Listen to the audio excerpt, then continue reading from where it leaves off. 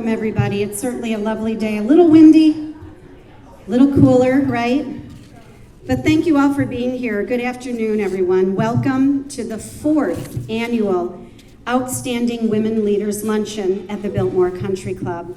You know, as I look back at the remarkable women who are part of our OWL honor roll, and you can find that list on the very last page of the programs in front of you, I am certainly in awe at the company we keep and the differences that women leaders have made in our communities. Our recipients prove that leadership is not a position, it is a desire to enact something that makes a specific contribution to our communities and to the world. Outstanding women leaders nurture, persevere, give back, and have an unconditional belief in their abilities and the mission that they are pursuing. They truly set the example for all of us. Today, we're here to honor our 2021 OWL Award recipients, 4 incredible women who have made the Barrington area and beyond better as a result of their involvement and their impact. Ladies, we are truly honored to be in the midst of your courage, compassion, and determination. Before we proceed with today's program, I do want to thank our premier sponsors, Barrington Bank and Trust, BMO Harris Bank, Style Exteriors, and our supporting sponsors, Avalon Salon Spa, and Marquardt of Barrington, as well as the Daily Herald Media Group. So, let me now please welcome our WBN Council Chair, Suzanne Luby of At Properties, the Luby Group.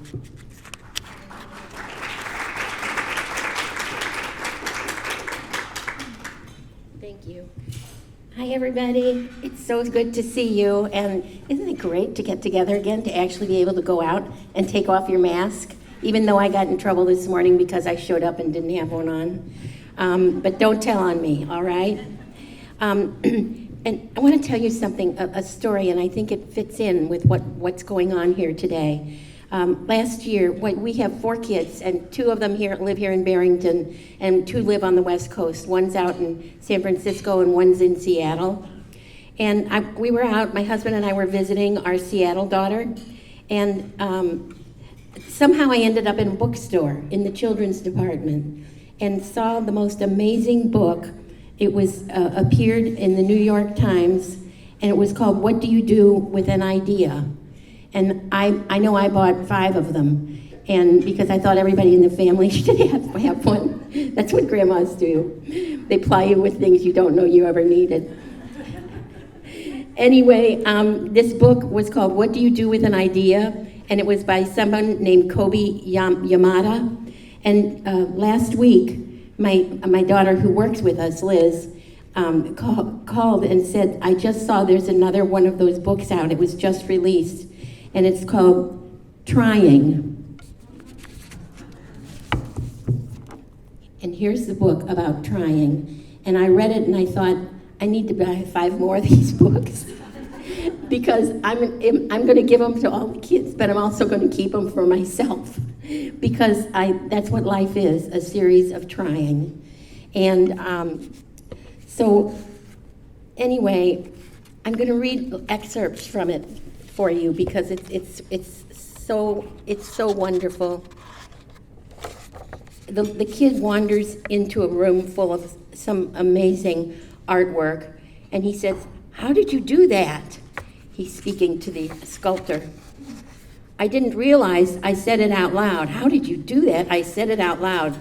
But the sculptor looked over and replied, "You simply do it." "Oh no, I could never do that." "How do you know?" he asked. "I just know." "How do you know?" he said. "How do you know what's possible if you don't try?" And I think he walked away confused. He must be joking, I thought.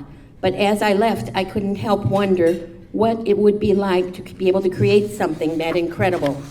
When I returned, the sculptor looked over at me and said, "How is your sculpture coming along?" "I'm just here to watch," the child said. "The best way to give your talents an opportunity is to try," he responded. "I'd rather just watch. I can't mess it up that way if I just watch. Ah, yes, he nodded. If you do nothing, it feels safe, but everything stays the same. If you do nothing, there is less to experience, less to love, and less to learn.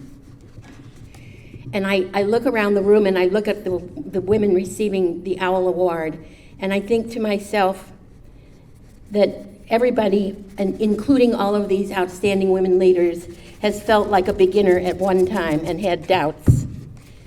Felt like they were not good enough. The pain of trying something new is a problem. A story for all, here's the story for all of us. These honored women have all realized at some point in their lives that we all fail. Failure can be disappointing, but the story doesn't end there. Failure has so much more to offer. It's a necessary step to learning, growing. It challenges us to be brave and try again. We talk about in this story, they talk about they learn to walk. As a child, they finally hold on to the coffee table and wander around and learn to walk, and they fall. But they get up, they try again, they fall and they try again. The best way to give your talents an opportunity is to try. And that's what the women in this room have done, the honorees. Failure can be disappointing, but the story doesn't end there. Failure has so much to offer. It's a necessary step to learning and growing. It challenges us to be brave and try again. You want to give up, but if you press on and try again, you can do amazing things, as exemplified by our honorees today. The best way to give your talents an opportunity is to try. You know, the child in this story says, I'd rather watch. I can't mess it up. Ah, yes. Do nothing feels safe. Do something, there's less to experience and less to learn. The fear of failure stops most people from starting. To get where you want to go is to take a big step in that direction. It's to begin. Okay, so the sculptor says, you know, I wasn't always where I am today, sculpting what I do. And he said, the sculptor said, here, come with me and look at this in my room. And he took him into a room, and it was full of all the sculptor's projects. And he said, these are all my friends. They are my failures. And I am grateful for every one of them because they helped me become who I am today. So shortly, we're going to hear more from Stephanie about, why we make it safe to fail. When we do that, we make it safe to succeed. So this book, called Trying, is available, and I think it should be on everyone's bookshelf. It's beautifully written. It's simple enough for a child to understand, but it's a lifelong message. So on that note, I want to just pass this on to acknowledge our winners, our honorees today. Thank you, Suzanne. And I appreciate you sharing excerpts from that book. You know, you do stay safe, and that's a really good place to be. And my couple of colleagues over there will attest to this. When I do something, 90% of the time I'm getting in trouble, so I try to do nothing. But thank you, Suzanne, for that. Welcome, everybody. Good afternoon. It's great to see everyone here in person. I'm Ellaine Sambo-Reyther, and I have the great honor of being your MC today and introducing you to some wonderful award recipients, some really outstanding women leaders in our community. The categories that we are awarding today are community impact, mentorship and education, nonprofit leadership, and professional excellence. First, let's honor our OWL recipient for community impact, Stephanie Marquardt of Barrington Buick, GMC family. Stephanie runs the Chicago West Side Police and Youth Sports Program. The program helps inner-city kids from mentorship bonds with police officers, faith leaders, and other organizations. It has created safe spaces for youth and provided internet access to needy students where they could accomplish their homework throughout the pandemic. Congratulations, Stephanie. Please join me at the podium to share your story with our audience.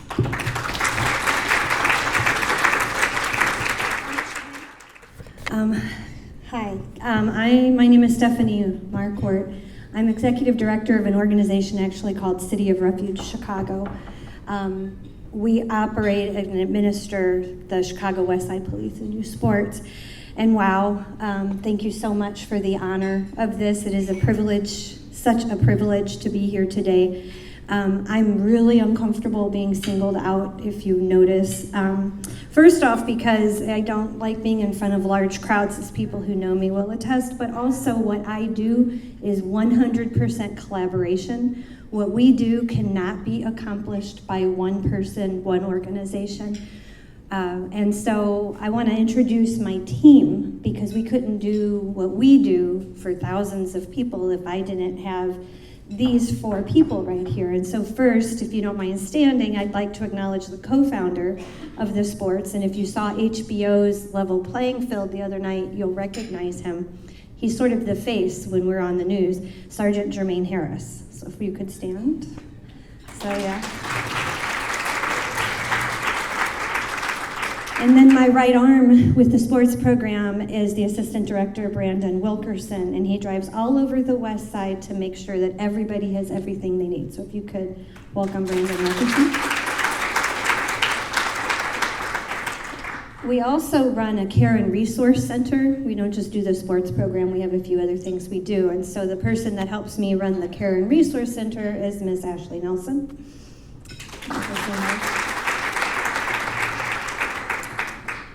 And for those of you who are unfamiliar with the organization, our non-for-profit is called City of Refuge Chicago, and its mission is to bring light, hope, and transformation to individuals and families on the West Side.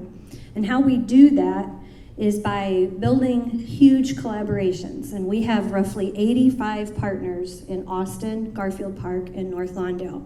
And if you were to get out a map, a hot map from the Chicago Police Department, and you were to put dots where all the 911 calls, that is right where we go. If it is bright red, that is right where we go. Because the kids and the families that live there need things to do.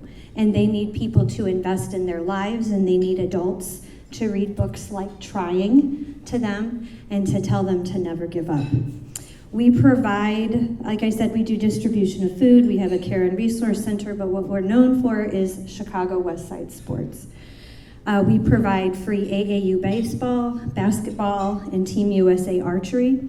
It is completely free. There is nothing that keeps a child from coming.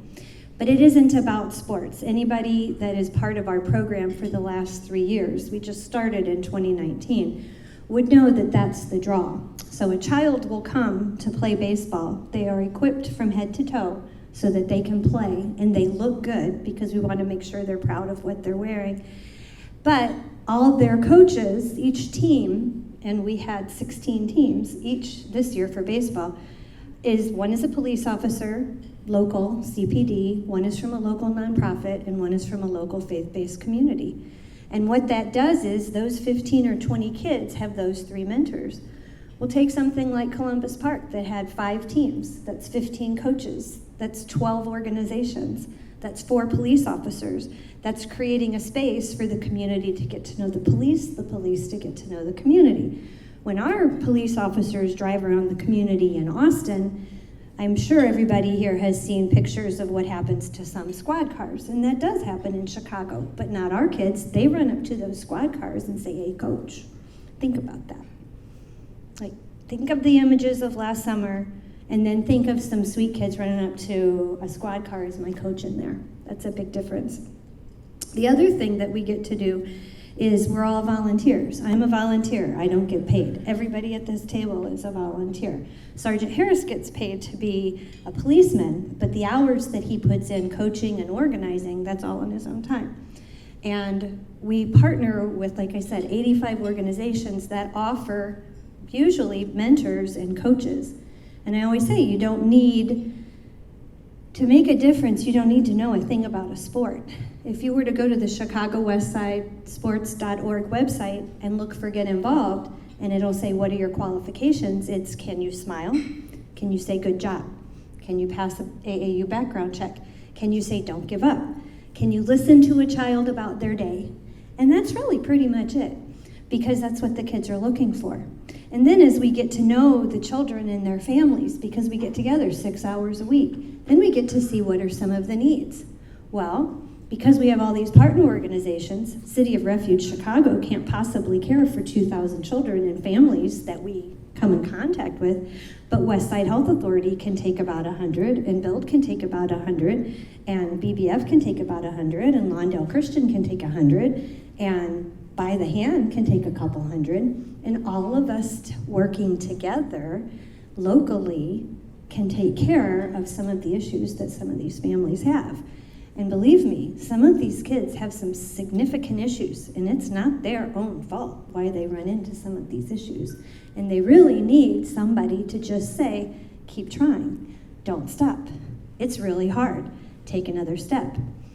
And so I wanted to just briefly say some of the things that inspire me, because I'm married to a really great leader, Kurt Marquardt. He has shown me and how he runs as president Marquardt of Barrington, how to be a servant leader.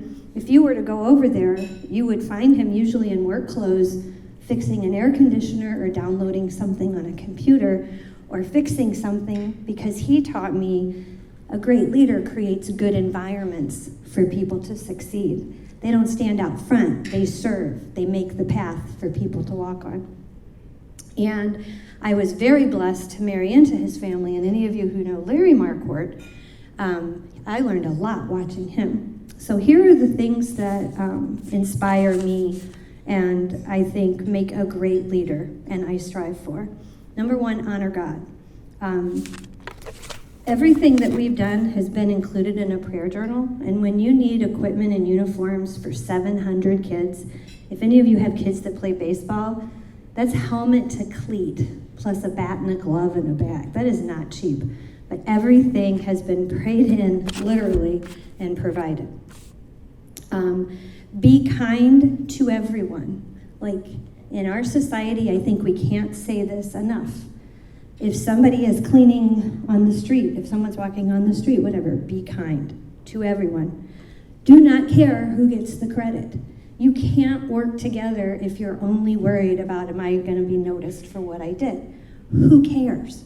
If this child gets care, all the time this happens where the news will come and they'll interview other organizations that are working with us. It's been in the news all summer long, these great sports programs. That's all Chicago Westside Sports, but it's another organization taking credit. I don't care.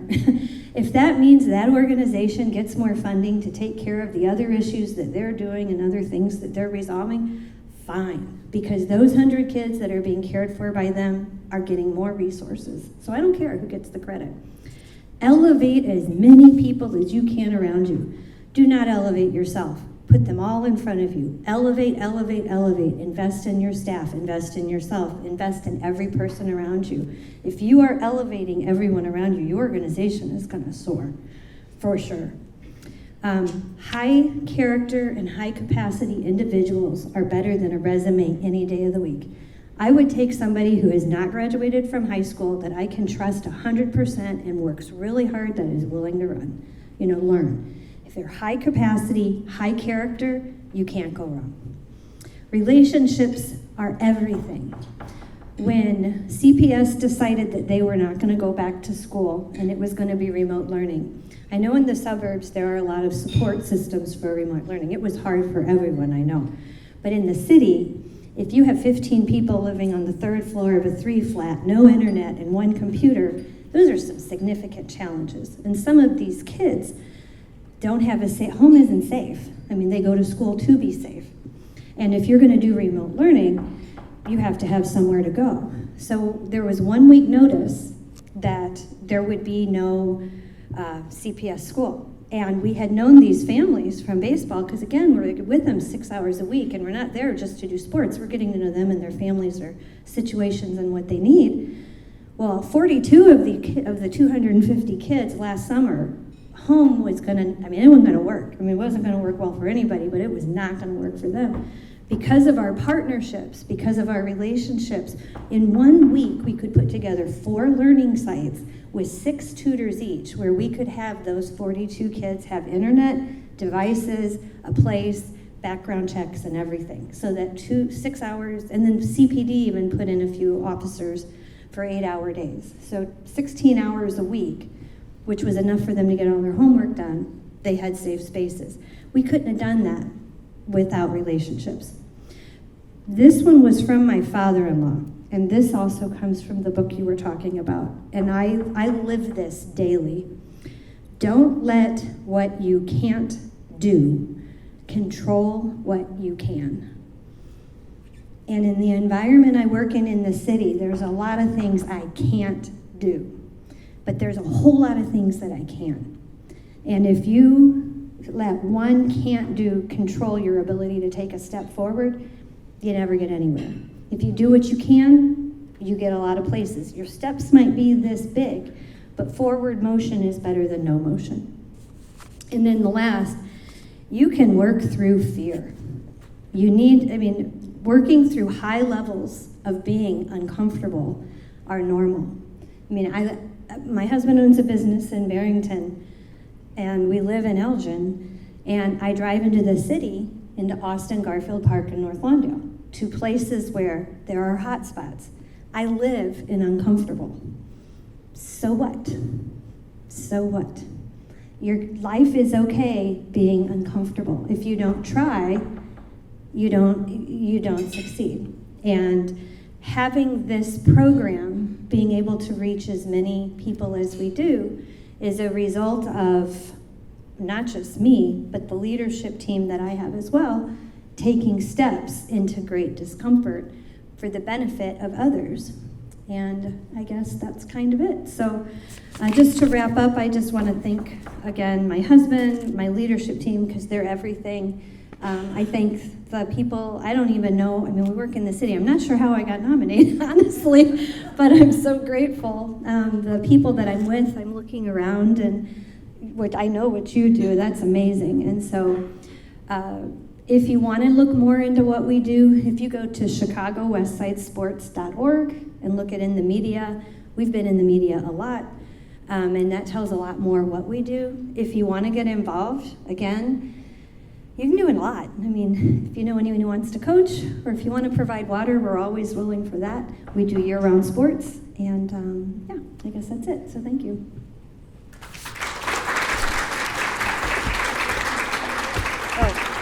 Oh, I forgot to say, we impact about 2,000 people a year, just so you know. I probably should have said that. Thank you. Thank you. Oh my. Congratulations. Thank you. Stephanie, thank you for sharing your story. You said you don't care who gets the credit. Today we give you the credit and your entire leadership team, and really just a phenomenal impact that you have made in the lives of so many and continue to make. And so thank you to you and your entire leadership team. Next, let's honor our all recipient for mentorship and education, Bonnie Conte of Avalon Salons and Salon Spa.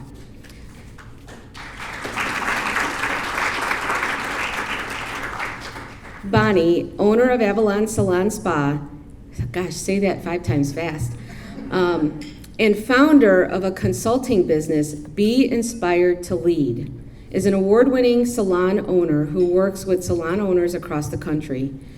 She serves on national salon industry boards and is involved in developing programming to inspire and motivate salon owners nationwide.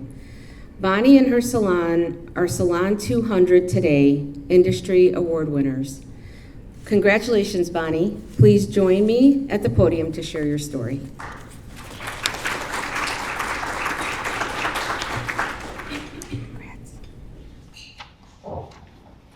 Thank you. Good afternoon, everyone. What an honor to be here. I'm going to try to go without glasses. Well, what I'd like to share is something that you might not know about me. I come from very simple beginnings. My mother, when she was a young woman, picked cotton in the fields of Arkansas. My father was a milkman in a small town in Sheridan, Iowa. Eventually they met when they moved to Chicago to seek a new life and more work. And they met when they worked together at a factory in Niles. As a little girl, my dream was to make them proud. I just wanted to make them happy. They had both worked so hard. And while they've been gone for many years, that's still my dream, is to make them proud. They taught me about responsibility, about respect. They taught me to do more than was expected, to help others, and to stay humble. When I was 16, I thought I was really cool. I got a job at the Harlem and Irving Plaza in the northwest side of Chicago. Now, if you're from the northwest side of Chicago, you know it's still called the Hip. Right. When one day my supervisor pulled me on the side and she gave me a promotion, and she handed me a set of keys. I was filled with such gratitude because I knew right then that she trusted me with her business. I was so excited to have that new responsibility as a leader. Today I work hard to earn that trust with everyone I meet. And one of my greatest joys is when I get to promote someone in my own company and hand them for the first time their set of keys to Avalon Salon Spa. The emotions that I had as a teenager come flooding back when that happens. When I look back at all the experiences over the years to get me where I am today, I believe my biggest motive is to help others by paving a path for their growth, giving them confidence.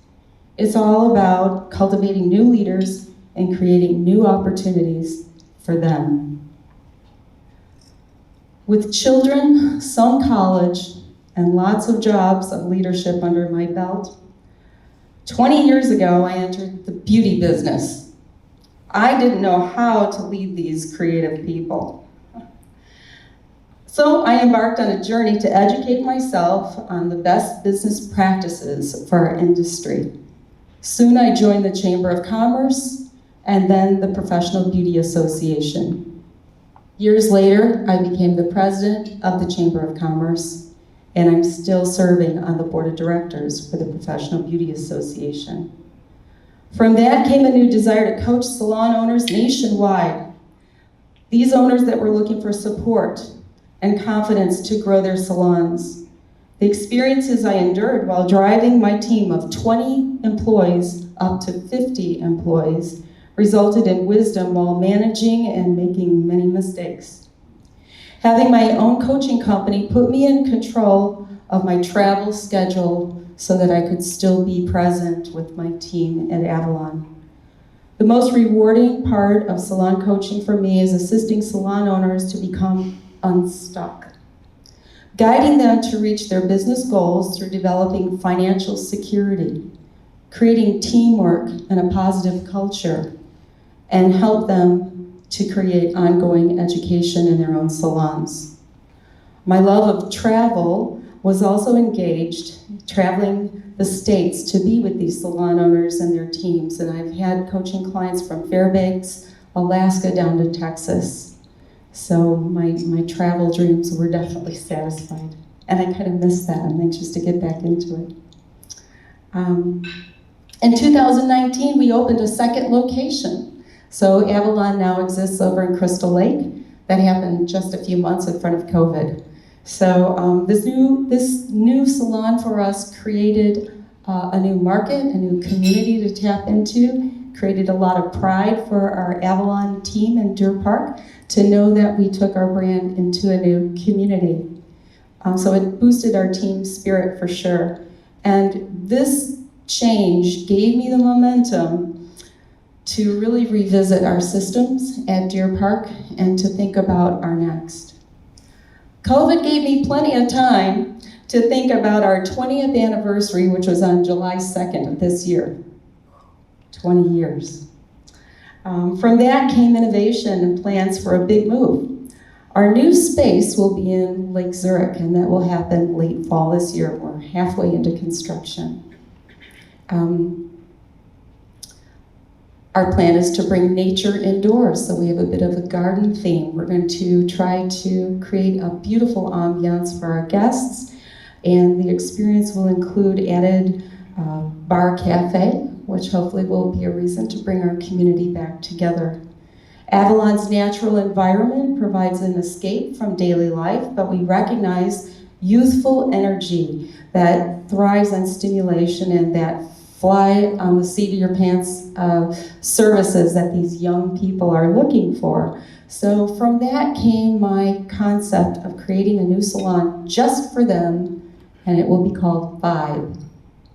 Vibe is a brand new youth-driven salon designed to give young clients what they want when they want it, giving them access to on-demand styles, providing a different, innovative choice for new guests, and an opportunity to grow new young professionals under that name.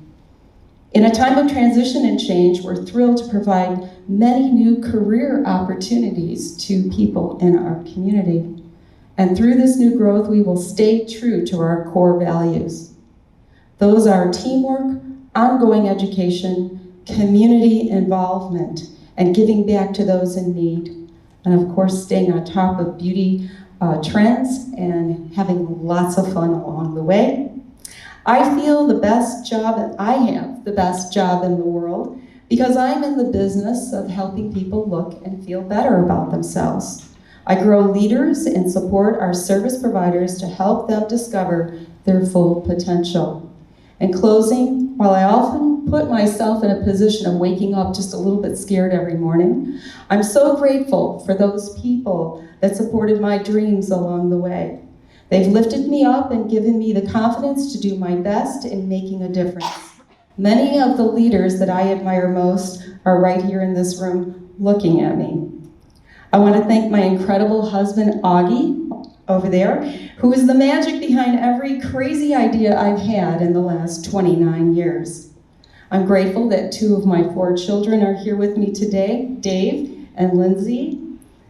And I also want to say a special thank you to Clara, who's right over there. Raise your hand, Clara. She is the person that runs Avalon in Deer Park and does an amazing job of keeping things ticking just the way they should and always looking out to make sure we have an incredible experience for our guests.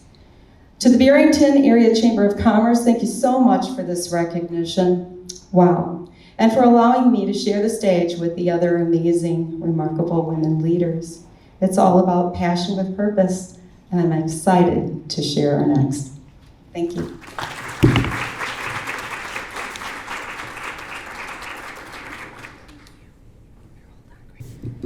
Bonnie, thank you for sharing your story.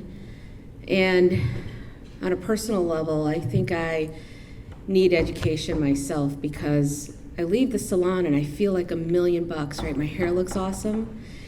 And then I don't know what happens for the next 6 weeks. So, and I have many products that make me think I'm gonna look just as stellar as I did when I walked out of that salon, but congratulations. Now I would like to recognize our OWL recipient for nonprofit leadership, Sharmila Wijeyakumar-Ramos of Rahab's Daughters. Did I say that correctly? Yes.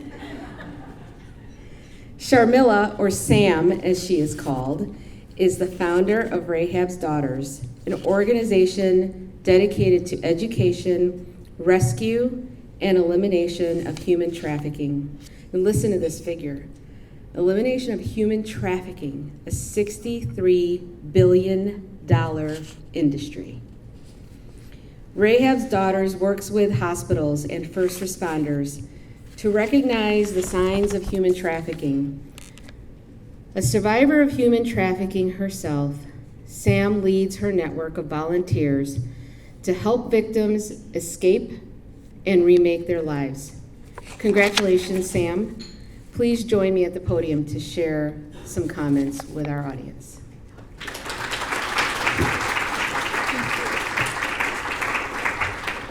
Thank you all so much. It's such an honor to be here amongst such amazing folks who've done such amazing things. And I actually was, really surprised, and I'd like to thank whoever nominated me for this. Thank you so much.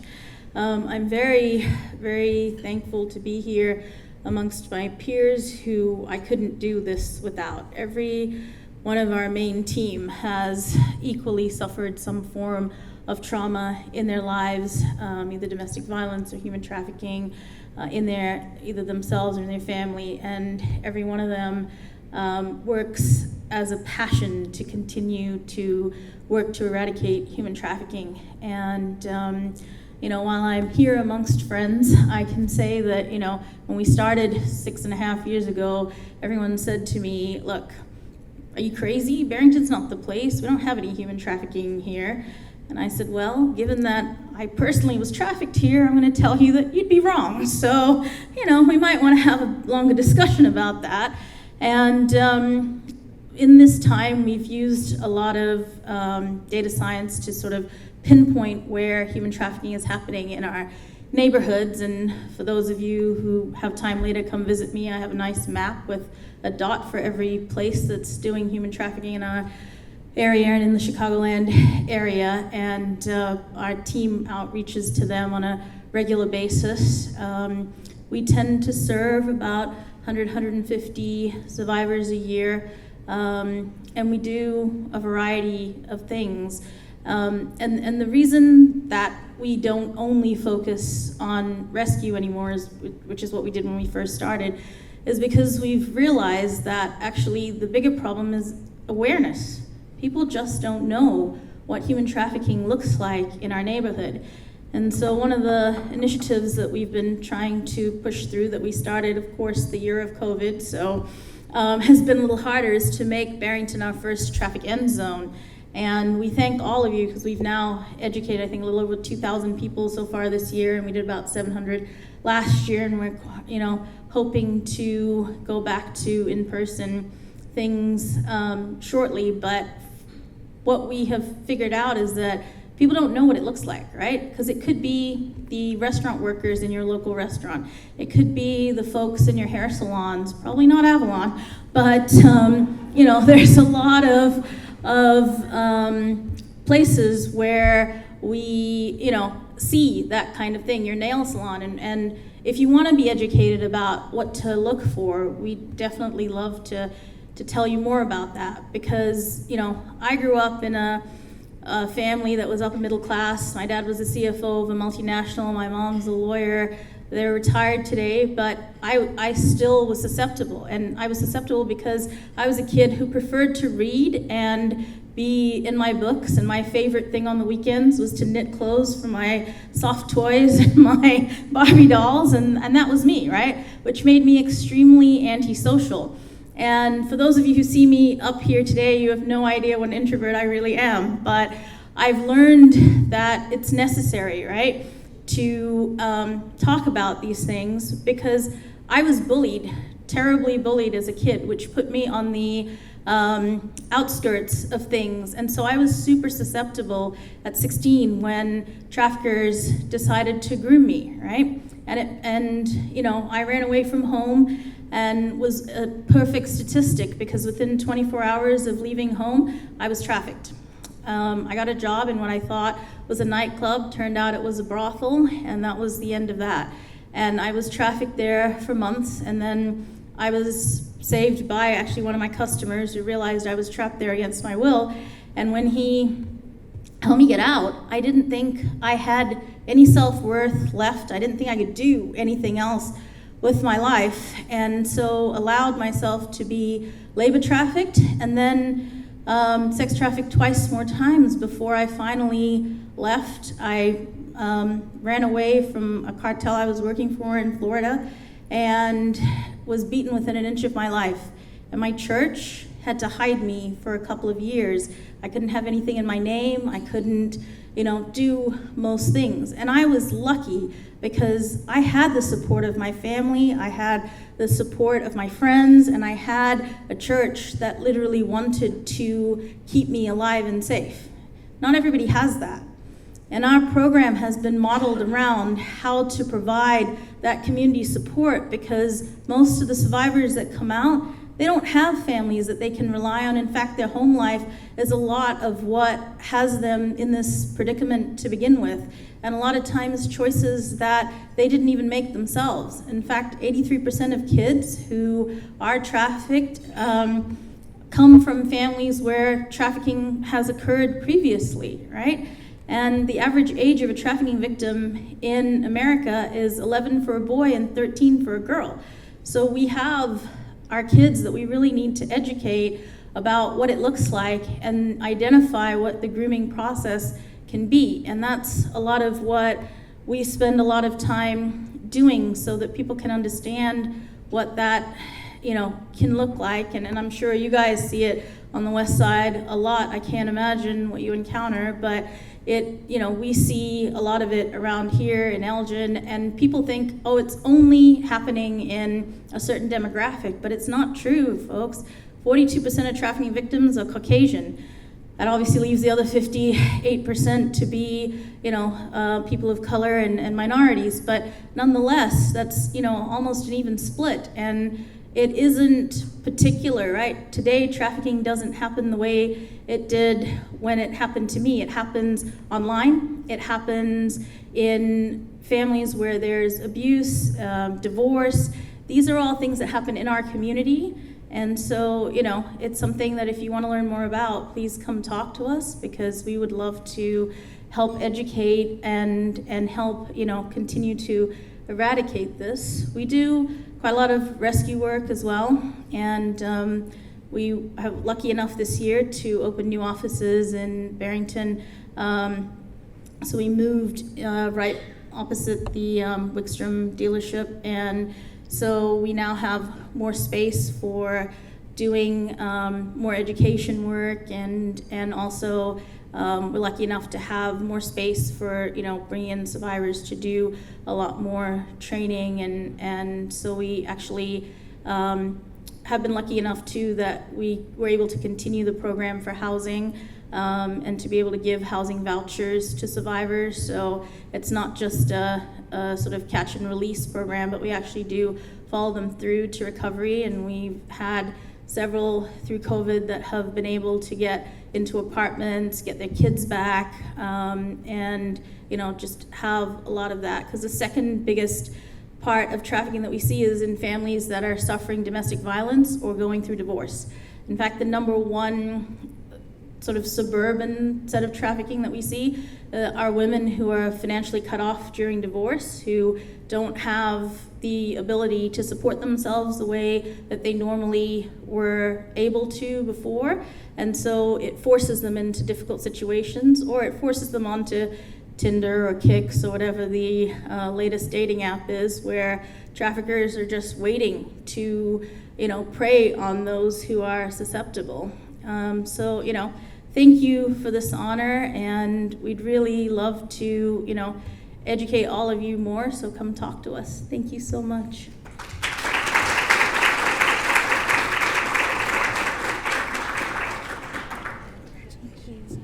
Thank you for sharing your story and for all the work that you do. When you talk about those age groups of 11 and 13, that is just heart-wrenching on so many levels. So thanks for all the education that you're providing, because we generally don't know what to look for, right? So thank you. Congratulations on your award. Finally, our OWL recipient for professional excellence is Katie Kuempel of Angelina and the New Social Design Club. Katie. You get me in a lot of trouble. Angelina, I know Justina and Mary see Angelina on my expense report quite a bit for work. So thank you for being there, especially throughout the pandemic. The gift giving didn't stop and the feel good didn't stop. So this is what I mean. When I go out and do something, I get in trouble, but that's okay. Katie is owner of both Angelina and the new Social Design Club, 2 Main Street retailers in downtown Barrington. During a particularly hard time for small business and during COVID shutdowns and pivotal changes in the retail industry, she has continued to innovate and find creative solutions to connect with customers. In a high-risk market, she identified a new niche opportunity in retail and opened a new concept store that has taken off. What extreme creativity. Congratulations, Katie. Please join me at the podium. Share your story.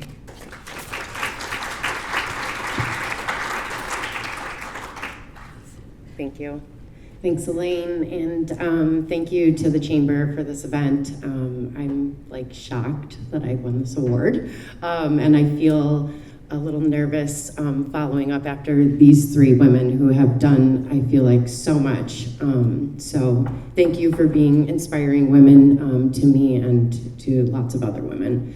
I always knew that I wanted to work for myself. I knew that I did not want to go get a corporate job and do the day-to-day grind. I knew that I always wanted to just work for something for myself. I was raised by, my father was an entrepreneur, and my mother has an extremely sound business mindset. So I grew up in that environment. I was in my final year of college, and I was working at Angelina part-time. And the previous owner, Angie Consavo, had approached me and asked me if I was interested in buying her business.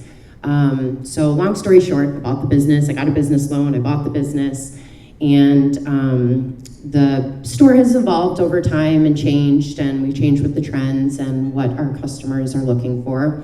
And then last year, we were obviously challenged with being shut down from COVID for 2.5 months. So it gave us a lot of time to determine how we should pivot our business and stay relative and stay in front of people. So I, like Stephanie said, I couldn't have done a lot of the things that I've done without my team. Both my mother as a support that's here today, and Ashley, my creative director, right-hand man. Couldn't have done any of this without her. So thank you, Ashley. So we just took the time to determine where the trends were going and how things were changing. And we spent the time to put our business on the internet and have an internet presence. Ashley spent, 2.5 months basically doing that. I had another former employee that was delivering orders all over town. She was driving to North Barrington, South Barrington, Inverness. She was all over. And so, like I said, I couldn't have done a lot of this without the support of my girls that have been there for me by my side through this entire 11 years, even the girls that I started with. So I'm just very grateful for all of them and the support that I have from them.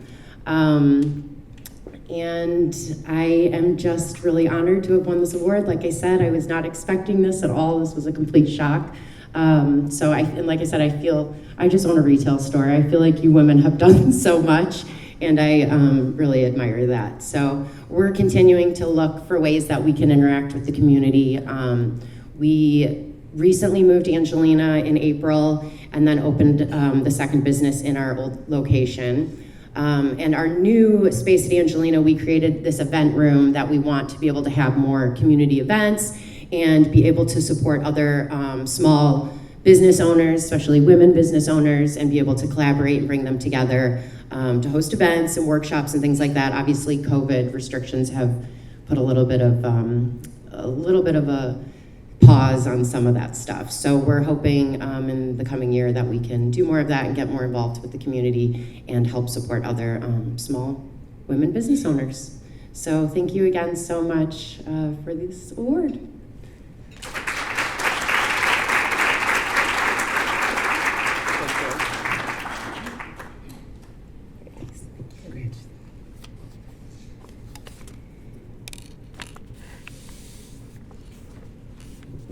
Katie, thank you. If you haven't seen the new space, it's a really phenomenal space. And I was just kind of rewinding a little bit, thinking about, just how much happiness I've delivered to clients and friends with purchases from Angelina. And there was one day when I had to make myself happy. And so it was, it was a very guilty pleasure kind of purchase. And if you haven't looked at it, you need to look at it. It's very different from the book that Suzanne read excerpts from today. It was the Snoop Dogg cookbook. So check it out. Let's give all of our OWL recipients another round of applause.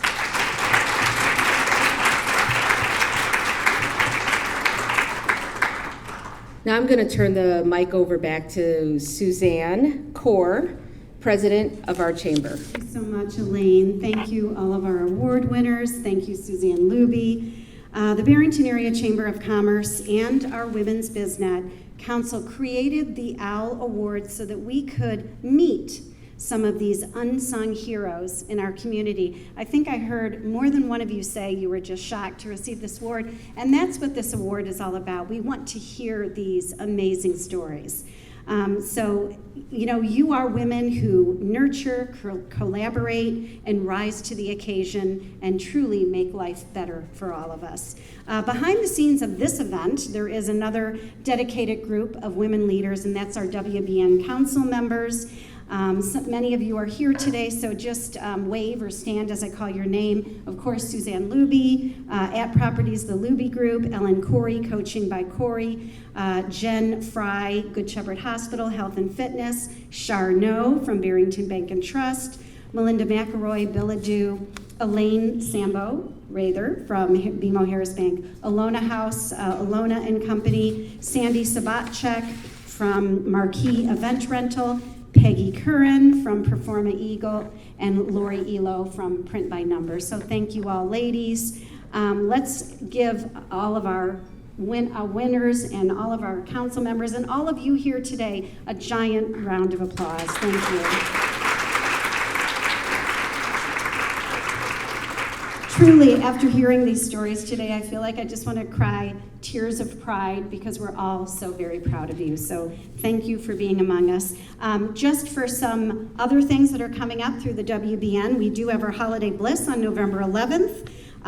That's a holiday luncheon at McCray Memorial Golf Club. We're going to host a virtual program in October about the new integrated health approach to wellness, and you can find those on our barringtonchamber.com website.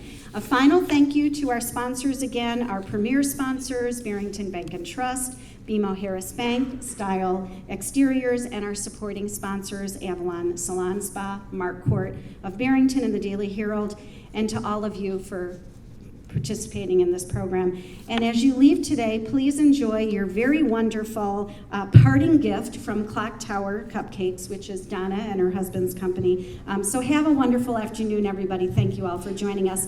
And award winners, if you wouldn't mind just stepping up to this banner so we could do a group shot of you holding your awards. Thank you all. Have a lovely day, everybody.